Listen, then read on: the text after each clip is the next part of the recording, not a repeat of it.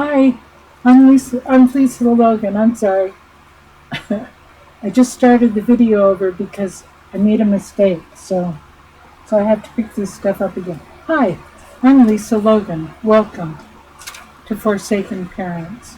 And we're going to be covering today the 5 phases that we go through as the estrangement, the alienation, the rejection that we are having happen with one or more of our adult children. What happens during each phase and how it grows progressively worse. That's what we'll be doing. We'll be talking about.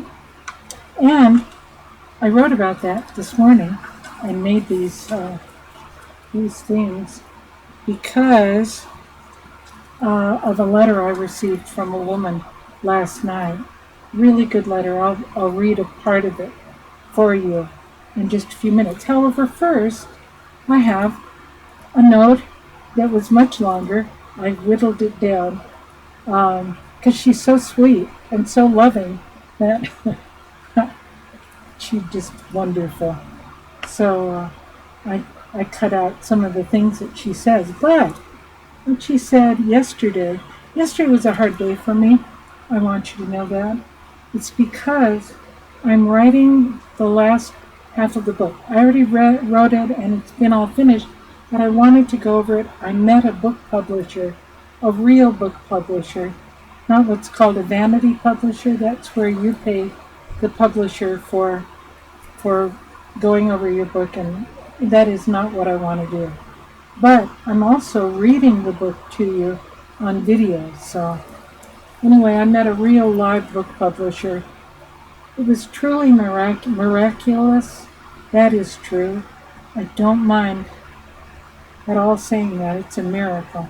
I don't know that he likes publishing books about football players and business because he's extremely political and extremely intelligent. And my book about us is not the kind of book he would normally publish. I know that's true. We're just going to have to wait and see, because the first half of it is in his hot hands right now, and I really like that man. I bet I'm going to like his wife if I ever get to meet her. She's a psychologist, and anyway, I'm so impressed with him. He genuinely cares. He's a millionaire who genuinely cares about other people.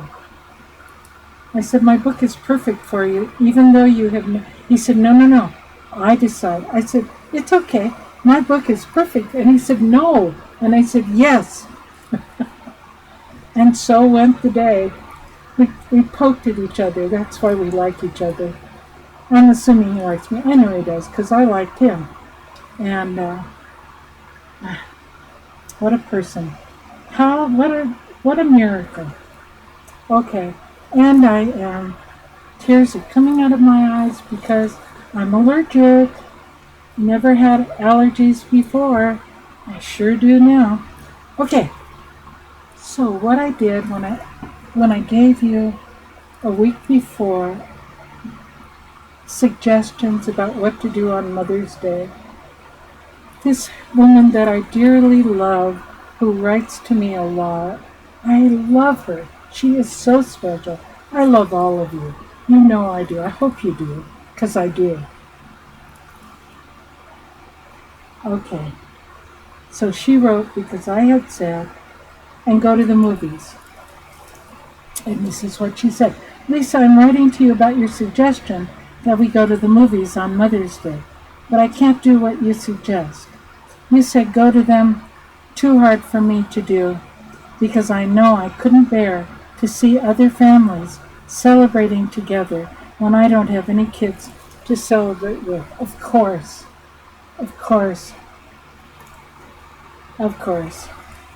I know that. What I forgot to say is, I go to the movies after the movie has already started on a holiday, or if I'm going to a kids movie, I do that too. But except for the Chipmunks, Alvin and the other two, I forget. I love it. Those movies, I love the chipmunk movies. I haven't watched the beginning ones because they're so funny to me. But this last one was really hilarious. So I go late, a little bit late, 5 minutes late into the store, and I sit in the front. I don't see anybody behind me. Just sit in the front row, not the one that's way down next to the screen, but the one that's in the first tier. And usually you can put your feet up on the railing. You don't do that. I do. I didn't mean for that to slip out. I'm a nice lady. Right. Yes, I am. And I do put my feet up on the railing sometimes because I have really long legs. You haven't seen that. I'm very tall. I just had my license renewed. I said I was 5'9", but I'm 5'10". I'm very tall. So my legs easily reach that railing. That's enough. And the reason that my hair is blowing in the wind is because I have a fan right there. I'm not ready to turn on the air conditioning yet in here. Because I know once I turn it on, it's only May, and once I turn it on, it's gonna snow or something here, so can't do it. Anyway, okay, so I go in late. I understand that you don't want to see families with kids. The theater is very dark when I go in, and it's hard. It's hard. Honey, I understand. I know. This year was particularly hard for me because when I met with the editor a week ago, he said, who owns the company that publishes books. I guess he's not an editor, he's a publisher. And he's not the kind of publisher that's called a vanity publisher where they want you to pay them to publish your book. He's a real live publisher. And we like each other. But he said, this is not the kind of book I publish. He publishes books about football players and about business, I think. And he doesn't publish a book about us. But I told him he should. He said, I make up my own mind. And I said, right, but you should anyway. Because this is we poked at each other.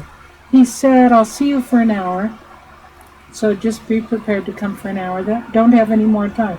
Well, 4 hours later, I was still sitting there and we were having a good time. And his wife is a psychologist. How nice. Who has worked with Native American people. I got an award once for I didn't tell him this, but I was made Citizen of the Year because I began a suicide hotline for Native American people. And they made me Citizen of the Year for having done that. Listen, it was a gift to me. I loved those people. And they loved me. That was nice. Because I felt very special that they cared about. So, also, I joined their women's baseball team, softball. And the women on the team made me the most improved player for the whole, for the 3 months or however many months we played. I was the most improved player. But, and I would take that and go, isn't that wonderful? Baloney, I was so bad. If a ball was coming to me, I'd go, no! So by the end of however long, what do you call it? I was getting so I could catch the ball. But anyway, it was funny. I've never been the most improved player. I've been the best therapist and the best teacher at the college, but I've never been the most improved baseball player. That was funny. Anyway, I love those guys. I was so happy I was so grateful to be with them.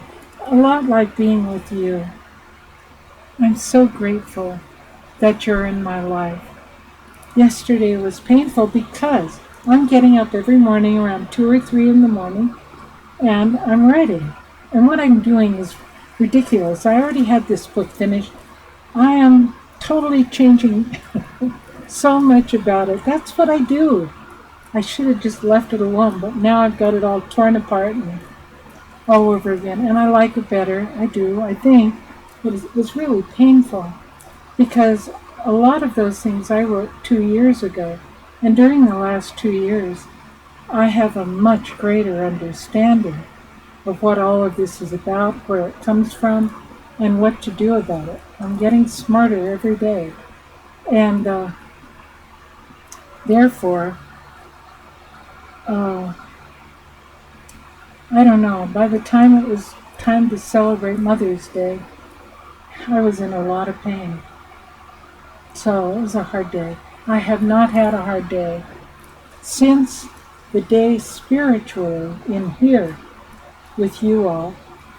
First of all, I was told spiritually that I should tell you about my experience with forgiveness, and I did tell you about it. It's on one of the tapes. And then, but then later on in the daytime, by the evening, I understood that it was also for me, because it was about forgiving my mother. And it hadn't occurred to me that I needed to do it with my daughter. We all need to forgive our child. I had no idea, but left to my own self, I'm a lousy forgiver. I want you to know that. I'm not the best forgiver by any means, but God is taking this time to teach me much more about forgiveness. So that night I came out into the studio here, because this is where my altar is, where I sit and pray. And so I sat and asked God to please, for me, forgive my daughter, because I was incapable of doing it the way I needed to do it. And He did. So for the last 2 months, I think it's been, I've had very little pain and a lot of gratitude, but yesterday I got to remember the pain. I cry for you now, and I do, because I know what you're going through, and I care so deeply about you. So, but this was crying for me yesterday. So, okay, so what I do, and I forgot to say it, I am so sorry. I go in when it's dark. I go 5 minutes late after all the commercials are over and the what do you call them? The promos for the new movies that are coming up. I go in when the real movie has started, and everybody is seated and nobody's noticing somebody coming in late except to wish that they'd come in on time. That's okay. I sit in the front row, and I'm not noticed, and I don't notice them because I'm in front of everyone. I don't mean I sit down in the seats next to the screen, but I sit up where you can put your feet on the poles. Never mind. Okay. This is a letter that I received that I've changed lots of things about it, that I received from a woman, and she's wonderful. And she has done something that you need to hear about. She said,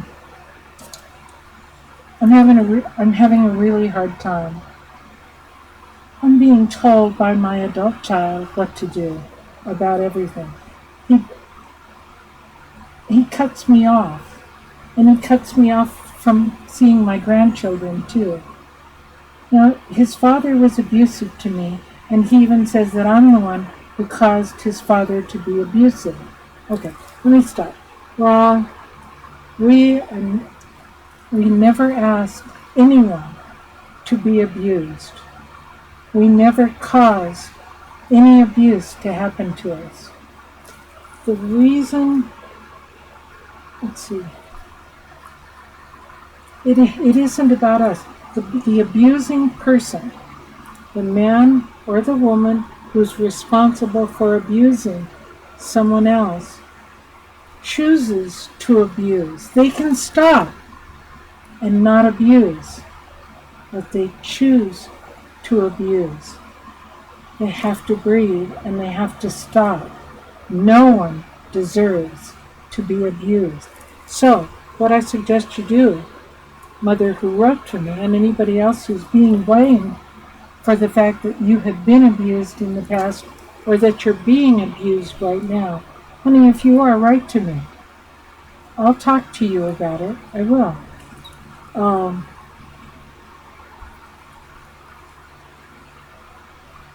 Where was I going with that?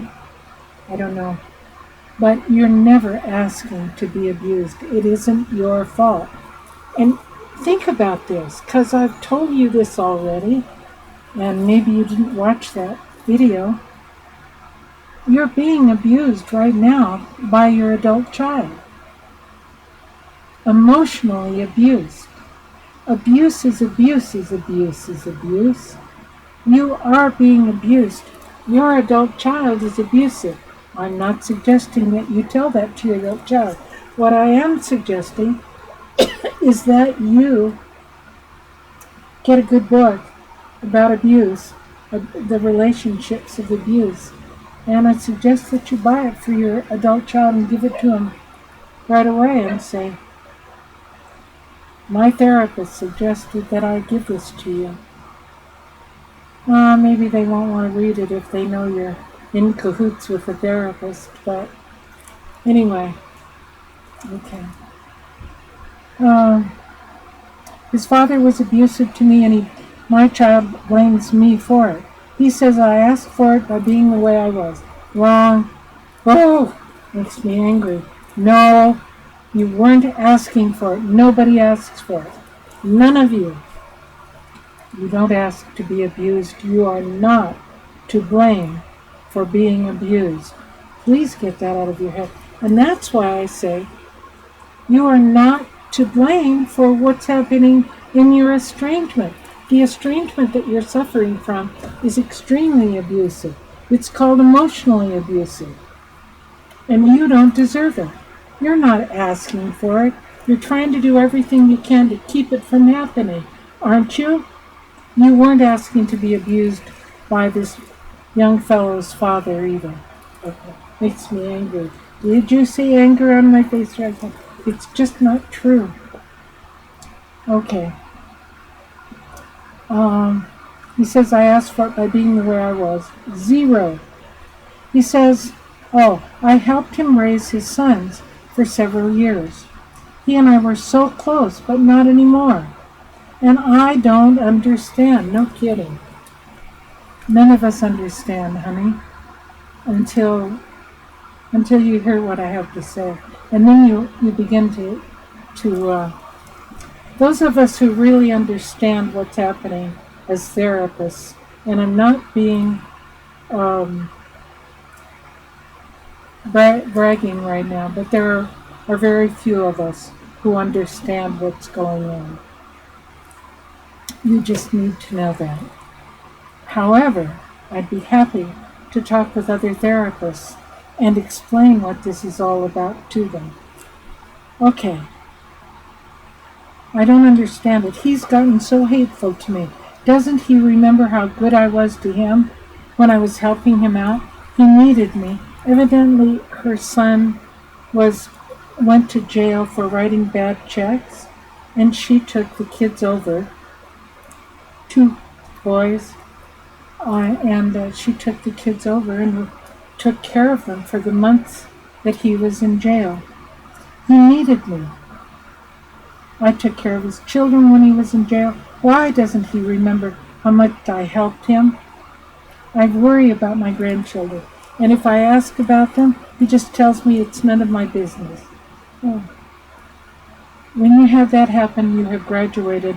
That's when I decided, and it is because of you writing to me. That's when I thought, I've got to let you guys know so you can choose, because you're going to be able to choose which phase you're in. which phase of estrangement you're in. And I'm going to go over this twice, so don't worry. You're going to hear about it lots and lots of times. It's one more tool that we have, because I've been teaching you how to deal with your child. Today I started thinking, I've got to tell you how important your adult is in all of this, so I've got to do that. I can't get enough out quickly enough. But it didn't help that I spent a whole week last week, except for the Mother's Day video. That's the only video I made, and I'm sorry. I don't like to leave you without this information. It's good for me and it's good for you. Okay, I asked him about my grandchildren, and he just says it's none of my business. And then, Lisa, I got angry. I lost it. I told him the truth about how I felt, how I feel about what he's been doing to me, treating me the way he is. So what do you think happens when we do that? She exploded. I want you to know that I respect her for doing that, but I would never recommend what you do, what you decide to do, because you're the one who lives with the consequences of your actions.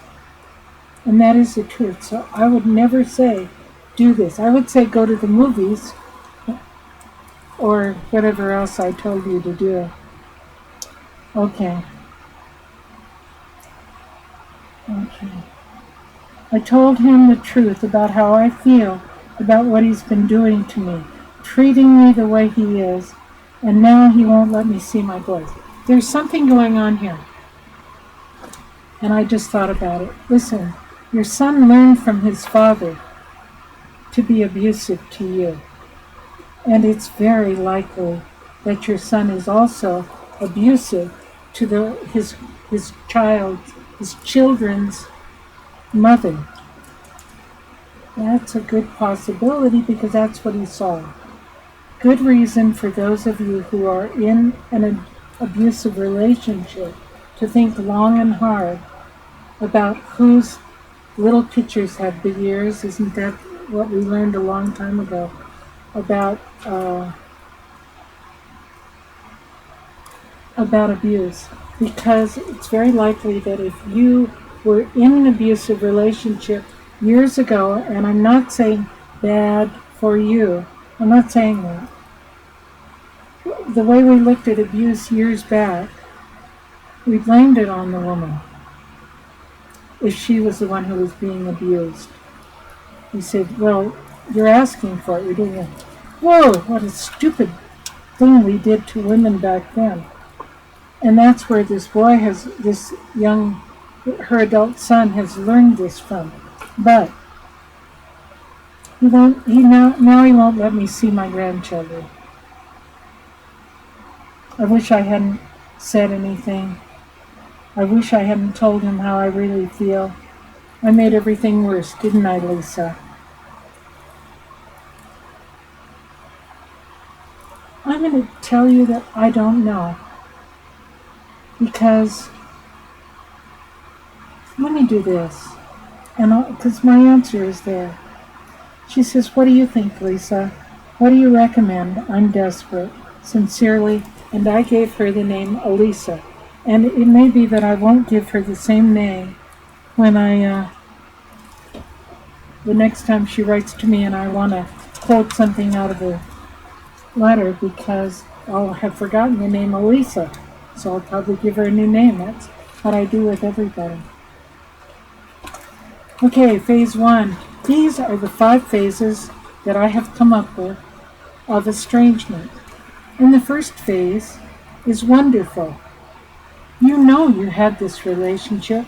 If you didn't, okay, you didn't. You went from 0 phase to phase 2. But a lot of us had a wonderful relationship, and Elisa did too, with our adult child. Oh my God, my daughter and I were so close. She came after she was married for 2 or 3 years, she and my son-in-law Dave. And I looked at her and I said, Kim, you're pregnant. And she said, no, Mom. And I said, yeah, you are. And after they left, and I went, oh, I'm going to be a grandma, and I was so excited. And after they left, they went to the nearest drugstore and got a tester, and she called when she got home and said, you're right, I'm pregnant. We were so close. I don't want to, that's painful. But it's a nice memory, and I can remember it with niceness. Yesterday was more about my granddaughters. It was more about them than it has been in the past. So, okay, I must be going into a new phase. Okay, look, here's phase 1. This is when everything was happy. Can you read that? Let me read it for you. You're happy, you're close, you have mutual trust of one another, and you have mutual respect for one another. Whoa, that's been a long time since you've felt that, hasn't it? Got it? Maybe not. Maybe you're in phase 2. Here is phase 2.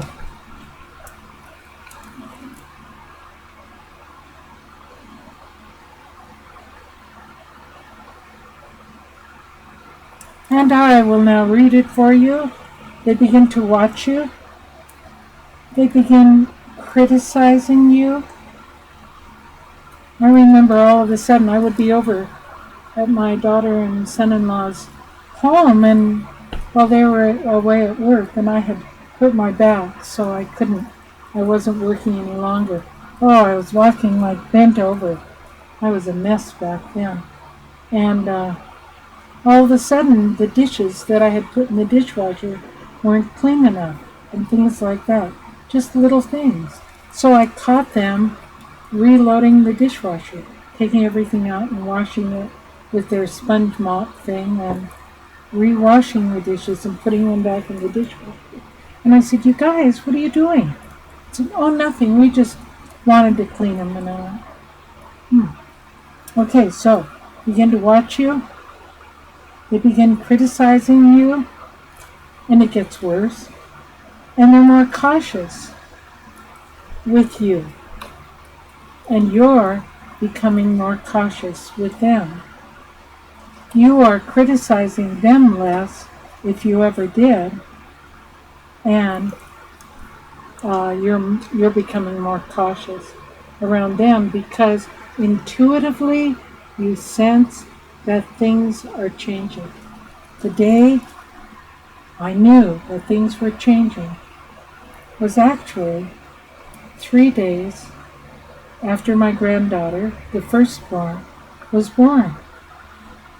And I knew it because I wasn't able to go to be with my daughter, and she had asked me to come. I'll make sure you come, because it's real important for me to have you there.